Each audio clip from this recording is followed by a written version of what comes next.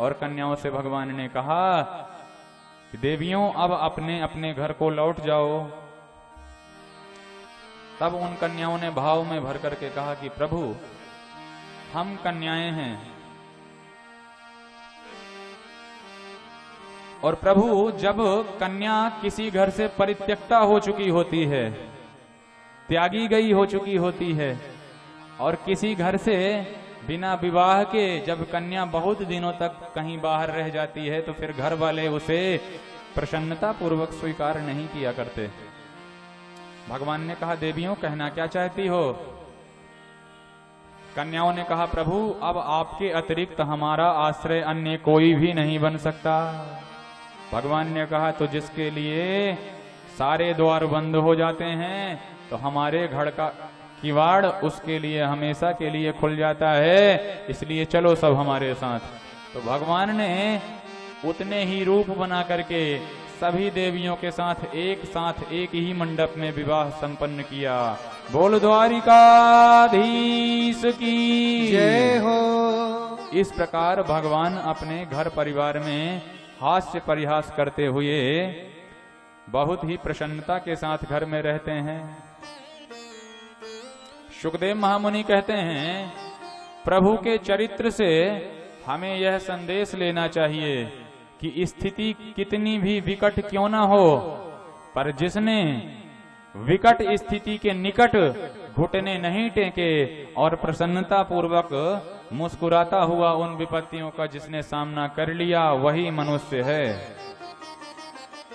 क्योंकि मुस्कुराने से कई विपत्तियां तो अपने आप ही गायब हो जाती हैं महाराज।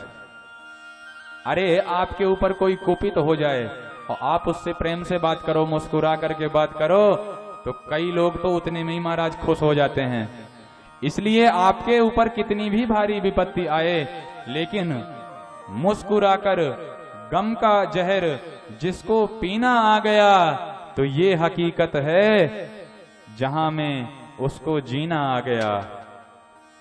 कितनी भी विकट परेशानी हो लेकिन सच्चा इंसान वही है कि हर परिस्थिति में खुश रहे, क्योंकि happiness is the fundamental of the prosperous and वेलस्पर लाइफ। प्रसन्नता जो है वह समृद्ध और सुखी जीवन का मूल है। जिसके जीवन में प्रसन्नता नहीं है उसका जीवन कभी सुखी हो ही नहीं सकता। भगवान के चरित्र से यह सीखना चाहिए कि कितनी भी कठिन परिस्थितियां आए लेकिन कभी घबराओ मत। अरे लोग जेल खाने के नाम से डरते हैं लेकिन भगवान का तो जन्म ही जेल खाने में हुआ है। भगवान जेल खाने में जन्म लिए पर वहां से तुरंत ही भगवान को मथुरा छोड़ करके भागना पड़ा। मैया अपने पुत्र को कई दिनों तक अपने से दूर नहीं करती पर भगवान को तो जन्म लेते ही अपनी मैया को छोड़ करके जाना पड़ा। भगवान गोकुल आए तो सोचे कि अब यहां प्रेम के साथ रहेंगे, लेकिन मात्र अभी 6 दिन के ही हुए थे कि पूतना जहर पिलाने आ गई। भगवान ने 6 दिन की अवस्था में जहर पान करते हुए पूतना को मारा। सोचे अब अच्छे से रहेंगे तो अघासुर आए, बकासुर आए, न जाने कितने सुरों ने, सक्टासुर आए, तृणावर्त आए, कितने असुरों ने भगवान के ऊपर प्रहार किया पर भगवान घबराए नहीं। अरे असुरों को तो छोड़ दो, देवताओं ने भी कसर नहीं छोड़ी महाराज। देवराज इंद्र ने, ब्रह्मा जी ने, कामदेव ने, इन सब ने भगवान के ऊपर परीक्षा रूपी बाण चलाए लेकिन भगवान बिल्कुल नहीं घबराए। अपनी जन्मभूमि, अपनी क्रीड़ा स्थली सबसे अधिक प्यारी होती है, लेकिन भगवान मात्र 11 वर्ष की अवस्था में अपने सबसे प्रिय वृंदावन धाम और सबसे प्यारे ब्रजवासियों को छोड़ करके भगवान को मथुरा आना पड़ा। भगवान सबसे ज्यादा प्रेम करते हैं तो वृंदावन के वासियों से करते हैं, ब्रजवासियों से करते हैं और वृंदावन की भूमि से करते हैं। लेकिन भगवान 11 वर्ष के ही हुए तो उन्हें अपनी प्रिय ब्रज भूमि का त्याग करके मधुपुरी आना पड़ा, मधुभूमि में आना पड़ा, क्योंकि मथुरा ब्रज में नहीं आता, मथुरा का एरिया ब्रज क्षेत्र में नहीं आता। ब्रजवासियों को त्याग करके भगवान मथुरा आए। सोचे अब मथुरा में अच्छे से रहेंगे कंस का नाश करके, तो वहां भी कसर नहीं पड़ी महाराज। जरासंध एक के बाद एक 17 बार आक्रमण करता गया। भगवान ने विचार किया कि अब यहां भी रहना अच्छा नहीं है, तो 14 वर्ष तक भगवान मथुरापुरी में रह करके और 25 वर्ष की अवस्था में अपनी प्रिय मथुरापुरी को भी छोड़ करके द्वारिका में आ गए, सबसे बच करके। पर भगवान वहां भी बच ना पाए, वहां भी न सुरक्षित रह पाए। क्यों? क्योंकि वहां सबसे बड़ी खतरा देवियों की हो गई। अरे लोग एक विवाह के नाम से घबरा जाते हैं, और भगवान के मत्थे 16,108 देवियां मर दी गईं। 16,108 विवाह हुए, लेकिन उन देवियों के बीच में भी रहते हुए भगवान का मुख कभी लटका नहीं। भगवान हमेशा ही प्रसन्नता पूर्वक उन देवियों के बीच में रहे, कभी भी मुख मुरझा करके भगवान नहीं रहे। क्योंकि भगवान का तो नाम ही है मुकुंद। मुखे कुंद समहासः इति मुकुंदः। जिनके मुख में कुंद कली के समान प्रसन्नता हमेशा रही आवे, वही तो मुकुंद हैं। तो भगवान के चरित्र से हमें यह सीखना चाहिए कि कितनी भी विकट परिस्थितियां आ जाएं, लेकिन कभी भी अपना मुख मलिन नहीं करो। मुस्कुरा करके सारी समस्याओं का सामना करोगे तो निश्चित रूप से आज भी प्रसन्नता पूर्वक जीवन यापन कर सकोगे। जिस देश में, जिस वेश में, परिवेश में रहो, राधा रमण राधा रमण राधा रमण कहो। जिस देश में, जिस भेष में, परिवेश में रहो, राधा रमण राधा रमण राधा रमण कहो। जिस देश में, जिस वेश में, परिवेश में रहो, राधा रमण राधा रमण राधा रमण कहो। जिस देश में, जिस भेष में, परिवेश में रहो, राधा रमण राधा रमण राधा रमण कहो। बोल राधा रमण भगवान की।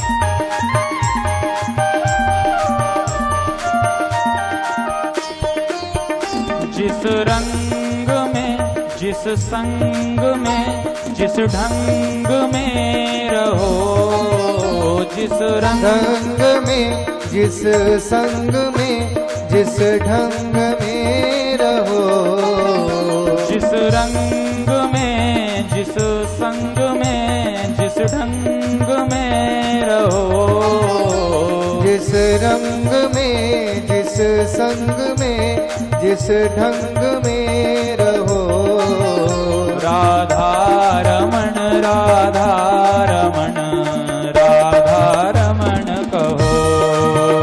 राधा रमण राधा रमण राधा रमण कहो।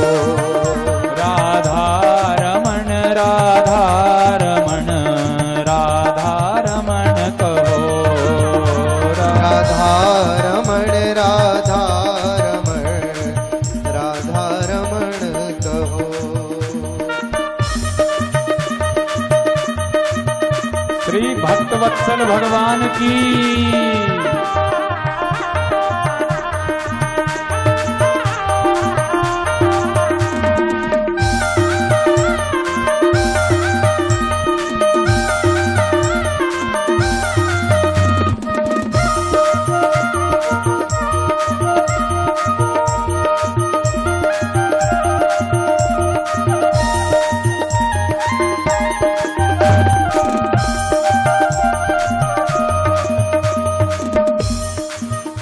जिस काम में, जिस धाम में, जिस ग्राम में रहो, जिस काम में, जिस धाम में, जिस नाम में रहो, जिस काम में, जिस धाम में, जिस ग्राम में रहो, जिस काम में, जिस धाम में, जिस ग्राम में रहो। राधा रमण, राधा रमण, राधा रमण कहो, राधा रमण, राधा रमण, राधा रमण कहो। सीताराम सीताराम सीताराम कहिए, जाहि विधि राखे राम ताहि विधि रहिए। सीताराम सीताराम सीताराम कहिए, जाहि विधि राखे राम ताहि विधि रहिए। सीताराम सीताराम सीताराम कहिए, जाहि विधि राखे राम ताहि विधि रहिए। सीताराम सीताराम सीताराम कहिए, जाहि विधि राखे राम ताहि विधि रहिए। मुख में हो राम नाम, राम सेवा हाथ में, मुख में हो राम राम, राम सेवा हाथ में। मुख में हो राम नाम, राम सेवा हाथ में, मुख में हो राम नाम, राम सेवा हाथ में। तू अकेला नहीं प्यारे राम तेरे साथ में, तू अकेला नहीं प्यारे राम तेरे साथ में। तू अकेला नहीं प्यारे राम तेरे साथ में, तू अकेला नहीं प्यारे राम तेरे साथ में। धन्यवाद निर्विवाद राम राम कहिए, जाहि विधि राखे राम ताहि विधि रहिए। सीताराम सीताराम सीताराम कहिए, जाहि विधि राखे राम ताहि विधि रहिए। जिंदगी की डोर सौंप हाथ दीनानाथ के, जिंदगी की डोर सौंप हाथ दीनानाथ के। जिंदगी की डोर सौंप हाथ दीनानाथ के, जिंदगी की डोर सौंप हाथ दीनानाथ के। महलों में राखे चाहे झोपड़ी में वास दे, महलों में राखे चाहे झोपड़ी में वास दे। हाँ महलों में राखे चाहे झोपड़ी में वास दे। महलों में राखे चाहे झोपड़ी में वास दे। फल आशा त्याग शुभ काम करते रहिए, जाहि विधि राखे राम ताहि विधि रहिए। सीताराम सीताराम सीताराम कहिए, जाहि विधि राखे राम ताहि विधि रहिए। जिस देश में, जिस वेश में, परिवेश में रहो, राधा रमण, राधा रमण, राधा रमण कहो। जिस देश में, जिस वेश में, परिवेश में रहो, राधा रमण, राधा रमण, राधा रमण कहो। श्री कृष्ण को भजो सदा, श्री राम को भजो। श्री कृष्ण को भजो सदा, श्री राम को भजो। राधा रमण, राधा रमण, राधा रमण कहो। राधा रमण, राधा रमण, राधा रमण कहो। श्री कृष्ण को भजो सदा, श्री राम को भजो।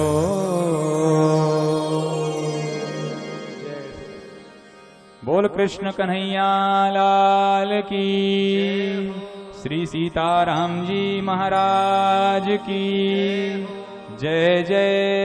श्री राधे। भगवान ने अपने चरित्रों के माध्यम से यही संदेश दिया है कि स्थितियां कितनी भी विकट आएं, लेकिन प्रभु को हमेशा अपने निकट ही अनुभव करते हुए, हमेशा मुस्कुराते हुए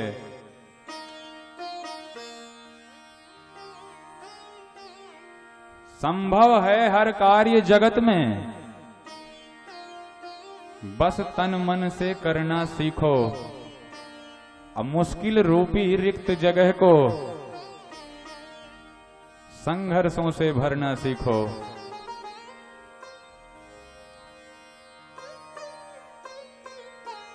विपत्तियां आती हैं आए, मगर कहीं मत हारो तुम। जितने भी संघर्ष प्राप्त हों उन सबको स्वीकारो तुम। अपने सुंदर विश्वासों से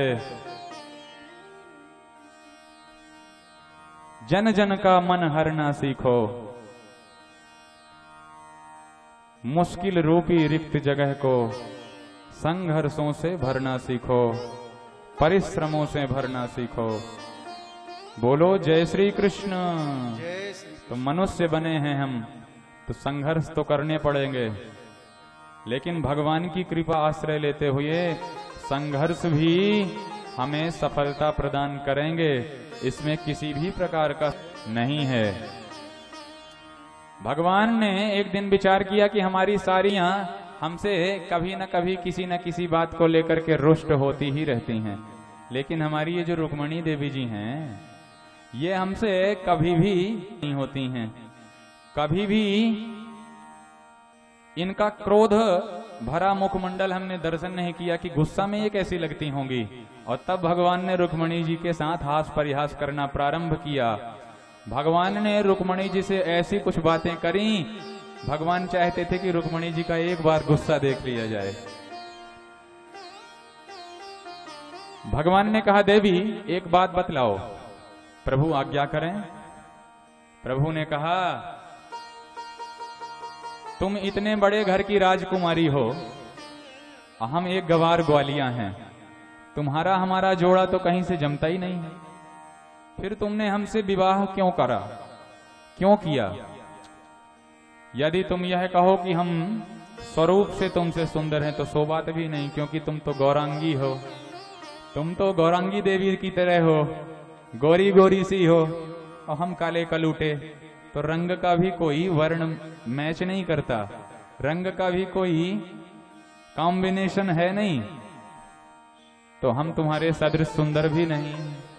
तुम अगर कहो कि आपका कुल खानदान बहुत उत्कृष्ट था इसलिए आपसे विवाह किया, सो बात भी नहीं है देवी, क्योंकि तुम्हारे तो पिताजी महाराज हैं और हमारे तो मैया बाप का ही ठिकाना नहीं है। तुम्हारे पिताजी सम्राट और हमें तो कोई नंद का लाला कहता है, कोई वासुदेव कहता है, वसुदेव का बेटा कहता है, तो हमारे तो कुल खानदान का भी ठिकाना नहीं। देवी तुम कहो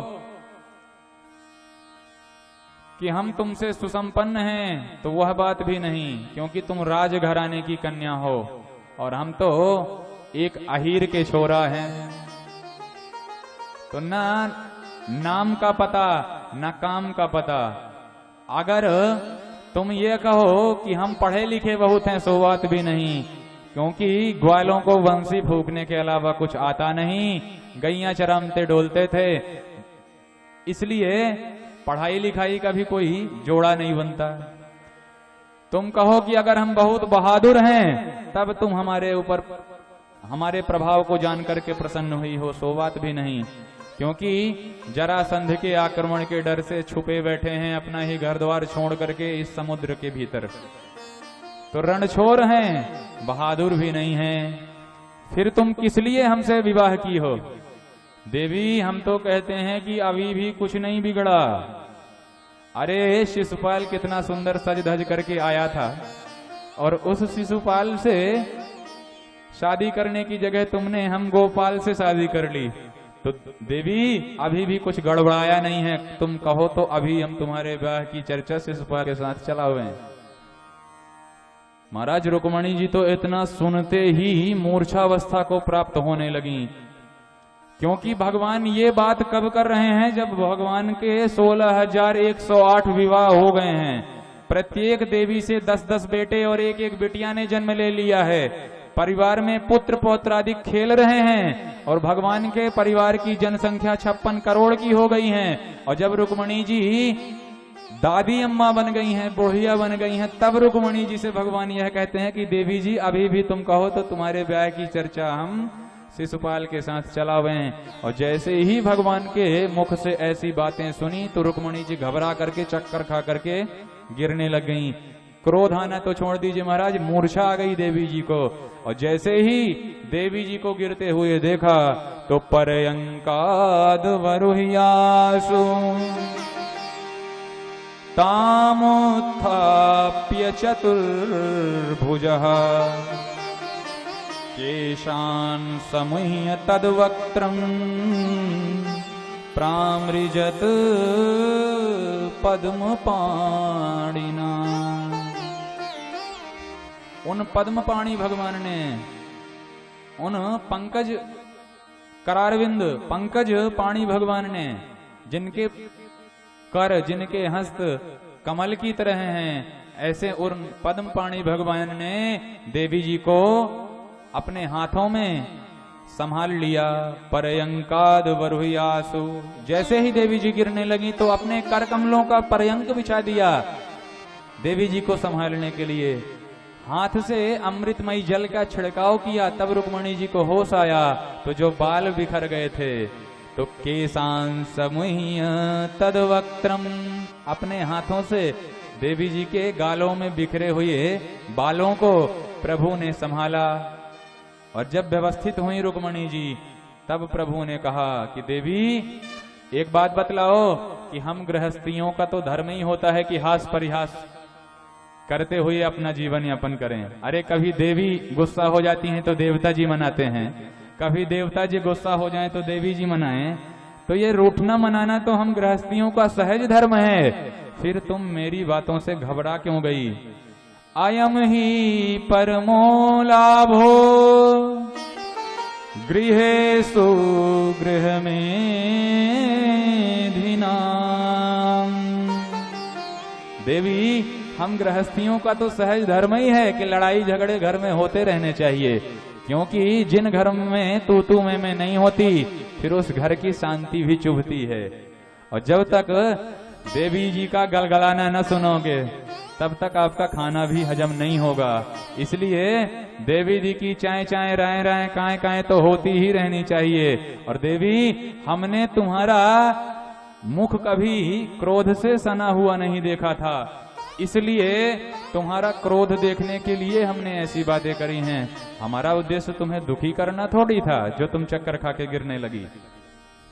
यन नरमयी नृण्यते यामः, यन नरमयीर नीयते यामः प्रियया भीरु भामिनी। अरे तुम तो हमारी भामिनी हो। और ये नर्म, नर्म कहते हैं हास्य परिहास को, तो ये हास्य परिहास तो चलते ही रहने चाहिए।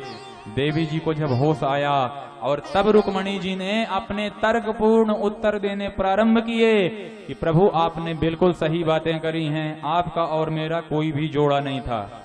भगवान ने कहा लो कर लो बात, अभी तक हम तुमसे मजाक कर रहे थे और अब आप हमारा उपहास कर रही हो। तब रुक्मणी जी ने कहा नहीं प्रभु, आपने बिल्कुल सही बात कही।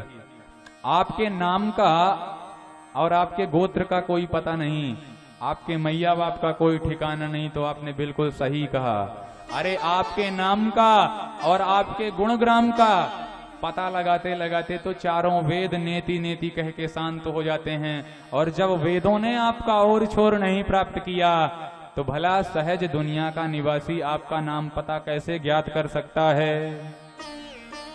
आप ही दुनिया के उद्भावक हैं, आपसे ही इस दुनिया ने जन्म लिया है। तो जब आपके ही ओर छोर को नहीं पता कर सकता कोई, तो आपके मैया बाप के बारे में किसी को जानकारी कहां से आ जाएगी? आप ने कहा कि आप पढ़ते लिखते नहीं हैं, आप पढ़े लिखे नहीं हैं, तो प्रभु एक बात बतलाइए। जाकी सहज श्वास श्रुति चारी, जाकी सहज श्वास श्रुति चारी, जाकी सहज श्वास श्रुति चारी, जाकी सहज श्वास श्रुति चारी। सोहरी पढ़े यह कौतुक भारी, सोहरी पढ़े यह कौतुक भारी, सोहरी पढ़े यह कौतुक भारी, सोहरी पढ़े यह कौतुक भारी। जाकी सहज श्वास श्रुति चारी, जाकी सहज श्वास श्रुति चारी। हे हरि, जिन प्रभु की, जिन आपकी सहज श्वास से ही चारों वेद प्रस्फुटित हो जाते हैं, चारों वेद निःसृत हो जाते हैं, और ऐसे चारों वेदों के जन्मदाता आप अगर पढ़ाई करेंगे तो ये तो महद आश्चर्य की, इदम महद आश्चर्यम, ये तो महद आश्चर्य की बात होगी कि आप पढ़ाई करने लगे। इसलिए हे प्रभु, आपसे ही सारा ज्ञान उत्पन्न होता है। तो आपने बिल्कुल ठीक कहा कि आप पढ़े लिखे नहीं हैं, बल्कि जीवों को जो भी जितना भी जहां तक का ज्ञान मिलता है सब आपसे मिलता है। इसलिए जरूरी नहीं कि आप पढ़े लिखे हों। बोलो जय श्री कृष्ण। रुक्मणी जी ने भगवान के कहे गए एक एक तर्कों का विधिवत खंडन किया है यहां अपने सुतर्कों के माध्यम से, क्योंकि तर्क का उत्तर कोई बुद्धिमत्ता से दे तभी सामने वाला संतुष्ट होगा, अथवा तो तर्क और वितर्क करते हुए जीवन गुजर जाएगा लेकिन तर्कों का अंत नहीं हो सकता। अगर आप किसी के तर्क से व्यथित हो गए तो आप उल्टा सीधा बोलने लगेंगे। तो इसलिए जब कोई कुछ भी प्रश्न करे तो पहले उसको सोचो, फिर विचारो और फिर मुख से वचन उचारो। बिना विचारे कहे गए वचन खुद को भी पीड़ा पहुंचाएंगे और उनके बाद सामने वाले को भी परेशानी होगी। इसलिए तर्कों में कुछ नहीं रखा है। तर्कों का उत्तर हमेशा शांति के साथ देना चाहिए, बुद्धिमत्ता के साथ देना चाहिए। एक राजा को एक सनक सवार हो गई कि हमारे राज्य में सारे कथाकारों को इकट्ठा करो और जो कथाकार सबसे अच्छी कथा सुनाएगा, सबसे ज्यादा लंबी कथा सुनाएगा, जब तक हम हारी ना मान जाएं, जब तक हम थक ना जाएं, तब तक जो हमें कथा सुना सकेगा हम उसे खूब सारा इनाम देंगे। अब राजा को क्या जरूरत थी ये बात रखने की? अरे भाई, कहानी तो उतनी ही कोई सुनाएगा जितनी उसे लिखी गई होगी। जिस कहानी को जितनी मात्रा में लिखा जाएगा उतनी ही तो प्रस्तुत की जाएगी। सारे कहानीकार आए, अपनी अपनी कहानियां सुनाए, लेकिन सबकी कहानी स्टॉपेबल थी, सबकी कहानी लिमिटेड थी, अनलिमिटेड किसी की कहानी नहीं थी। पर उसी राज्य में एक विद्वान ब्राह्मण रहते थे। उन ब्राह्मण देवता ने मन में विचार किया कि इस राजा के तर्क को, इस राजा का जो अभिमान है उसे चूर करना ही पड़ेगा, क्योंकि ये सारे विद्वानों का अनादर कर रहा है। पंडित जी गए, पंडित जी ने कहा राजन हम सुनाते हैं कहानी आपको। राजा ने कहा कहानी तब तक चले जब तक हम ना चाहें, तभी इनाम पाओगे। पंडित जी ने कहा ऐसा ही होगा, चिंता न करो। राजा ने कहा सुनाना प्रारंभ करें, तो पंडित जी बोलना प्रारंभ करते हैं। राजन, एक बहुत विशाल बरगद का वृक्ष था। राजा ने कहा पंडित जी ने कहा उस विशाल बरगद के वृक्ष में 1 करोड़ शाखाएं थीं। राजा ने कहा पंडित जी ने कहा उन एक करोड़ शाखाओं में 1 करोड़ पत्तियां थीं। राजा ने कहा पंडित जी ने कहा उन 1 करोड़ पत्तियों में 1 पक्षी बैठे हुए थे। राजा ने कहा आगे क्या हुआ? पंडित जी ने कहा कि उनमें से 1 पक्षी उड़ा फुर्र, 1 पत्ती का पक्षी उड़ा फुर्र।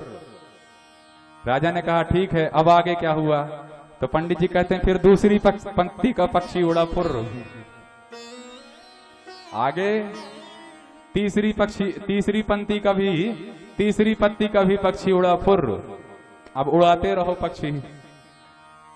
राजा को कहानी ही तो सुननी थी। राजा ने कहा भाई पक्षी सब उड़ जाएंगे, पर कहानी का आगे क्या हुआ? पंडित जी ने कहा हमारी कहानी क्रमशः चलेगी, अब सारे पक्षियों को उड़ ही जाने दो, तब आगे की कहानी होगी।